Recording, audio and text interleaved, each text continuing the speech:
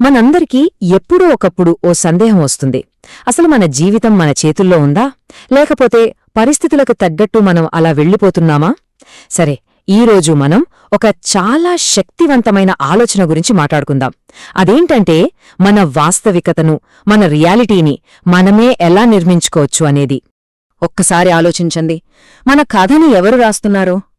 చాలాసార్లు మనకెలా అనిపిస్తదంటే, జీవితం అనేది మనకి జరిగే సంఘటనల సమాహారంలాగా. అంటే ఎవరో రాసిన కథలో మనం పాత్రధారులమన్నట్టు, మన ప్రమేయం లేకుండానే అంత జరిగిపోతోందన్న ఫీలింగ్ వస్తుంటుంది. అని చాలా సహజం. కాని దీనికి పూర్తి భిన్నమైన ఒక ఆలోచనా విధానముంది. అది మనల్ని కేవలం పాత్రధారులుగా కాకుండా మన కథకు మనల్ని రచయితలుగా మార్చగలదు. ఆ నిస్సహాయత భావనకు సమాధానంగా ఎప్పటినుంచో ఉన్న ఒక గొప్ప జ్ఞానం ఏం చెప్తోందంటే, నా వాస్తవానికి నేనే కారణం. ఇది కేవలం ఒక మాట కాదు, మన ఆలోచనా విధానాన్ని పూర్తిగా మార్చేగల ఒక సూత్రం. ఈ ఆలోచనను మనం ఇంకాస్త తేలిగ్గా అర్థం చేసుకోవాలంటే దేనిని ది ఆర్కిటెక్ట్ ప్రిన్సిపల్ అని పిలుద్దాం.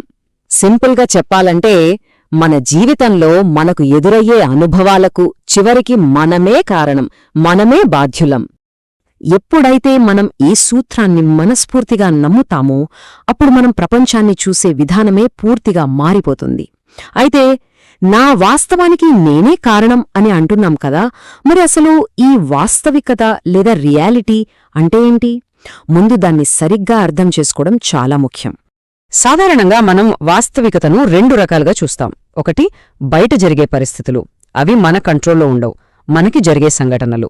ఇక రెండోది, ఆ జరిగిన సంఘటనల్ని మనం ఎలా చూస్తున్నాం, వాటిని ఎలా అర్థం చేసుకుంటున్నాం అనే మన అంతర్గత ఆలోచన.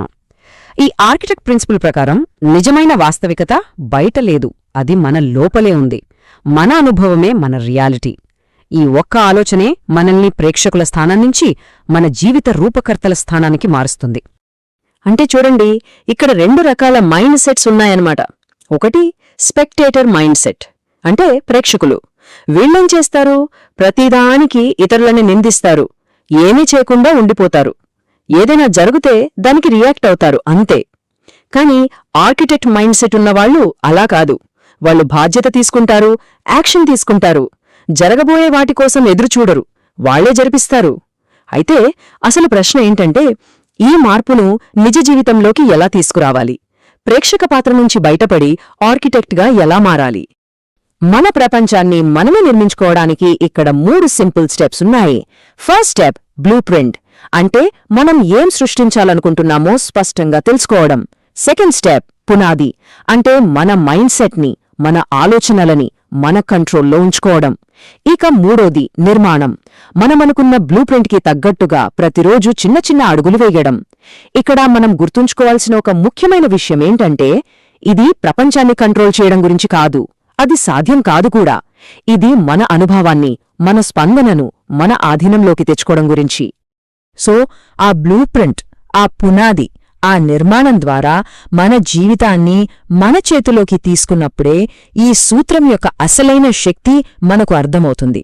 ఇది కేవలం ఒక నమ్మకం కాదు, ఇది మనం జీవించే విధానం. ఇప్పుడు అసలైన ప్రశ్న మనందరి కోసం. ఒకవేళ మన జీవితానికి మనమే ఆర్కిటెక్ట్ అయితే మనం ఏమి నిర్మించాలని అనుకుంటున్నాం?